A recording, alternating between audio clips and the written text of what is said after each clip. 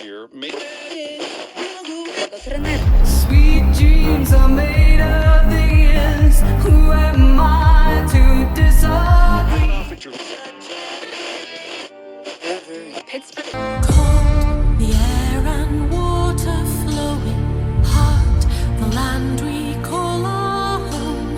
Push to keep the dark from coming. Feel the weight of what we... Is no restart.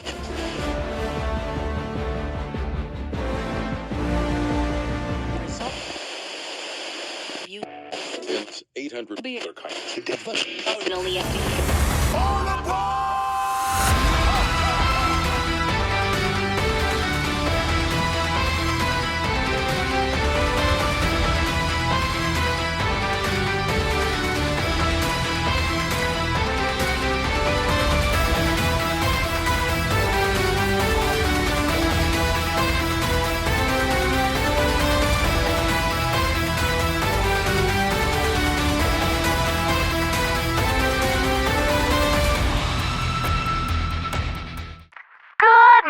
Liberation Fleet.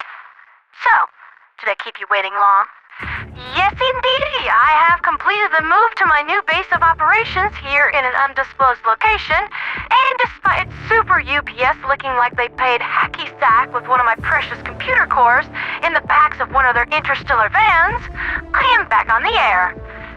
Mercy is still working on recompiling itself and operating the new system remotely from Angel's Refuge, but I am told that it is up to a 93% operational level. That was Crazy Train by Boris Harazanov, a tribute to the late great Prince of Darkness, Ozzy Osbourne. While his passing is truly sad, I shed no tears for the Guardian of Metal. The things that he did, the songs he sang, and the experiences he had, he lived more fully than any 100, any 1,000 Helldivers. His was a life truly well-fulfilled and deeply well-lived. Rest well, O Prince. You shall live forevermore in brutal legend. So, what's been happening over the 2 weeks and change that I've been gone? Seems like quite a lot of stuff. For one thing, while I was in the process of moving my equipment, the automatons decided to invade, which might have been where those dents in my secondary computer core came from. They'll pay for this.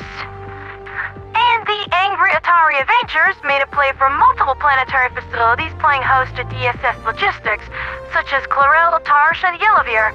They also brought with them a new toy. My buddy Roy is giving these the code name Purgador because, yeah, he's artsy like that, but most everybody else in the Liberation Fleet is just calling them War Striders. I mean, it fits. They're big, they're mean, they're covered in EV4, and they mean business. But altogether, they don't really require much in the way of new tactics. As you can see here from this armor and HP layout, they have a rather obvious weak spot. The drive system located between the legs. At 1800 HP, you should be able to pop these off with about half a dozen autocannon shots, or a quick dose of recoilless rifle-induced bottom surgery. Yes, their fusion autocannons are impressively lethal, and many a Helldiver has been ragdolled by their grenade launchers to the hereafter, but these hellish death machines are simply tough, not invincible. To that end, I realized that I have been remiss in my duties. The link to Roy's sheets is now not only included in the description below, but also as a permanent link on my YouTube profile. Many were making the mistake of thinking that these RR and HP diagrams and layouts were my work, and that is simply unacceptable. Roy is an irreplaceable member of the intelligence community, and I simply insist that he be given proper credit for all of his good works. Every time that a new enemy comes knocking at democracy's door, I'm screaming his name. While his work might be labeled as unofficial, I am of the belief that studying his work is not only essential, it should be included as information available to all Helldivers through official channels by default.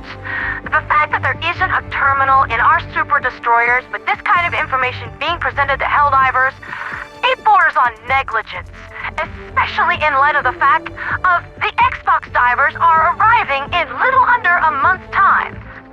This is the hill I'm dying on, Arrowhead.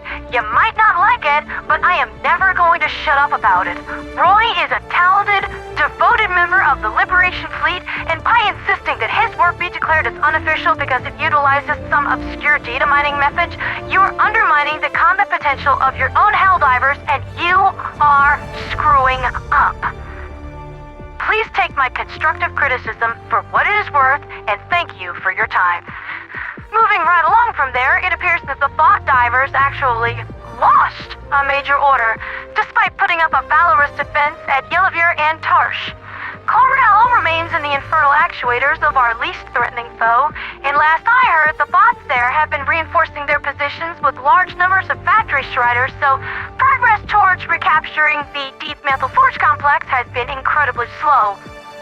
Don't worry, champs, we'll get him back. It's like I've always said, it's never over till it's over. Apparently, I was gone for so long that another major order had transpired while I was traveling. I had the chance to look this over, and I thought for a moment that I had fixed up my feed with my Diablo 4 information streams because I misread the briefing to assume that we were fighting nightmares. When I realized that High Command was used to signing everyone to chill off a certain number of nightmarish enemy units, yeah, that makes a lot more sense. Last time that I looked at our kill tallies, Shriekers, Flesh Mobs, and Impalers had been appropriately massacred to High Command standards, but the big hosses of Factory Striders and Leviathans are lagging behind. Yeah, I know. 1 month we're told that Leviathans are enemies best avoided and none engaged at all, and in the next High Command wants us all to become Captain Ahab and figure out how to put them in the dirt. Such as military life, I suppose. There was also a small secondary minor order here where Helldivers were tasked with a small-scale gloom expedition on Fori Prime.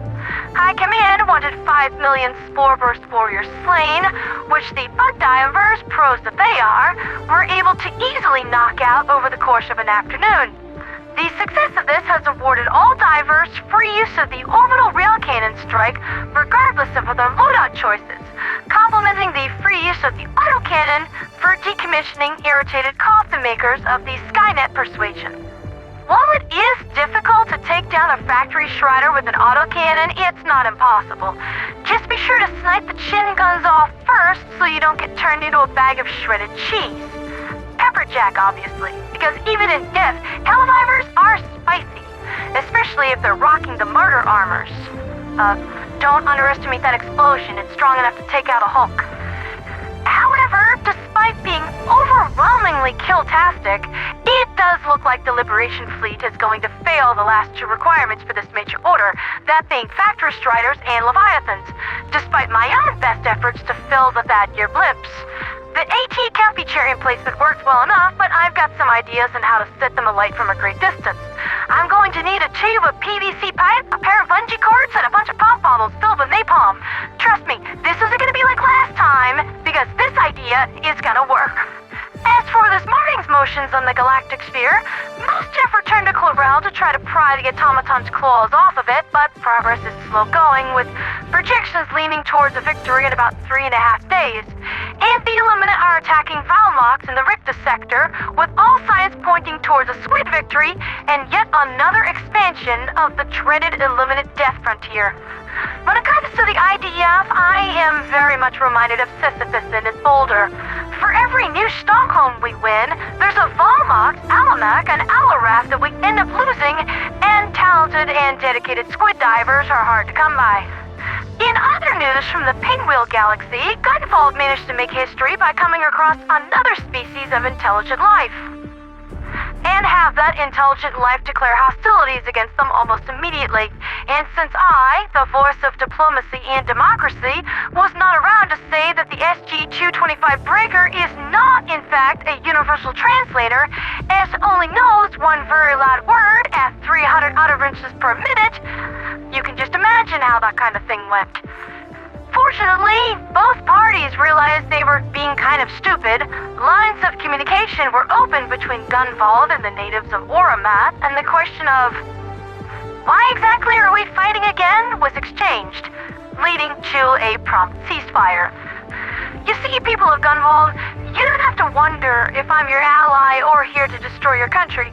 I only killed that one guy that you all were having trouble with, and let's be honest here, you all are significantly better off without him, so I'm definitely your ally.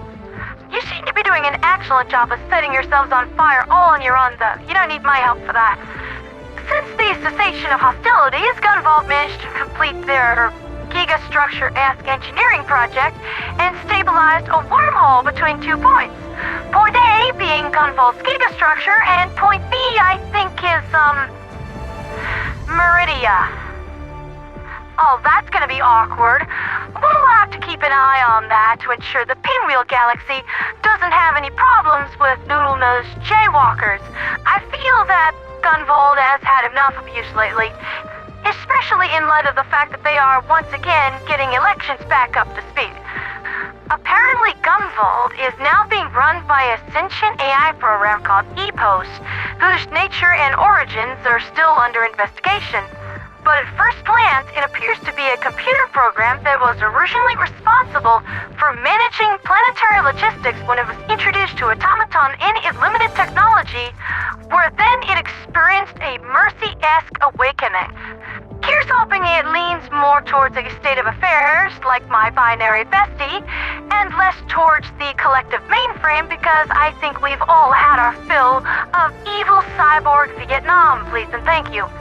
The election will serve to determine the relevance of various political parties, and while EPOS will retain absolute power, the winner of said election will have special weight behind their voice. This is actually similar to how we do things in Angel's Refuge, with the Councilium Caelestis being up to a popular vote, but most decisions still falling to the various interconnected AI systems that we call the Chorus. AI oversees human decision-making, humans double-check the work of the Chorus, and the Chorus itself runs self-check diagnostics over its literal millions of sentient nodes to ensure that nothing has become corrupted or fallen out of balance. There have been some concerns from third parties that the Chorus might become hacked or influenced in some way, but I don't think that's it's not a point of least concern. I don't even know if it's possible anymore. The mainframe trying to hack the Chorus would be like a bacteria trying to have a conversation with a human brain. We've created something out here that it's a whole different animal. No one has ever seen anything like this. And that's been Liberty's Latest with me, Pandora, the Radio Angel. I've got a lot of work yet to catch up on, lots of communities to touch base with, and while I missed the window for a first impression take on the latest war bond, you all are going to get an in-depth analysis instead, complete with gameplay footage if I have my way around it with my work schedule. Get excited, Helldivers. It's a new era now. For liberty, for freedom, for democracy, and for the preservation of Angel's Refuge.